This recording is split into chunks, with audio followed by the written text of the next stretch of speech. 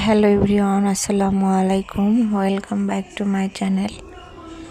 তো সকালবেলা ঘুম থেকে উঠে আগে ছোটোটাকে শান্ত করতেছিলাম। উঠে আগে টিভি দেখবে, বাচ্চাদের এটা প্রতিদিনের একটা নিয়ম।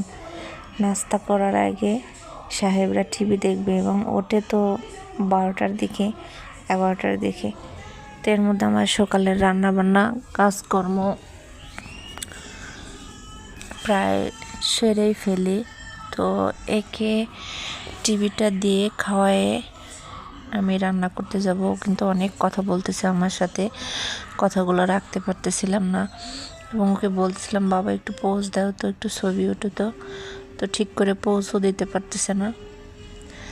তো মাশাআল্লাহ বলবেন সবাই আমার বাচ্চাটার জন্য এবং দোয়া করবেন। আর আমার রান্নাঘরের অবস্থা এখন খুবই বেহাল, কারণ ঠিক করে গোছানো হচ্ছে না। রোজা থেকে বাচ্চা নিয়ে ছোটোটা নিয়ে বড়টা নিয়ে দৌড়াদৌড়ি করি, কারণে বাসাটাও ঠিক নেই। তো যাই হোক, জীবন চলছে যে গতিতে সেই গতিতেই দৌড়াতে হবে, করার কিছু নাই।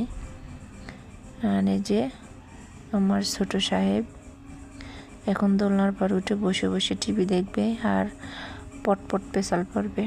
আমি রান্নাঘরে থাকবো আরও এখানে থাকবে, থাকেন এক একটা সময় এক একটা কথা বলবে, না জবাব দিলে রেগে যায়। তো দিক থেকে আমি ভুড়িটা কুটে নিয়েছি, রান্না করব। তো সব কিছু আর দেখাই নেই আসলে, এক হাতে ফোন আর এক হাতে রান্না কষ্ট হয়ে যায়, এই জন্য শুধু রান্নার শেষে আমি একটু দেখাই দিলাম। আর এখানে সাজনা, এর আগে ও খেয়েছি একবার সাজনে, কিন্তু ওটা বলে সাজনে না, মোটা ছিল, ওটাকে বলে লাজনে। এটার দুই জাত আছে, সাজনে আর লাজনে। তো আজকে সাজনে রান্না করতেছি ডাল দিয়ে আর সরিষা দিয়ে। কে কে খান এভাবে জানায়েন আমাদের মতো। আমরা উত্তরবঙ্গের লোক, আসলে আমাদের রান্নার সাথে অনেকেরই রান্না মিলে যায়। এটা মুরগির মাংস, আপাতত এই চলবে।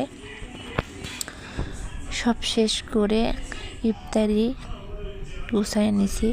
ইফতারি নাকি দেখাইতে হয় না, এই কারণে আমি দেখাই না, জাস্ট অল্প একটু ভিডিও করছি, এইটুকুই। তো সবাই ভালো থাকবেন, আল্লাহ হাফেজ।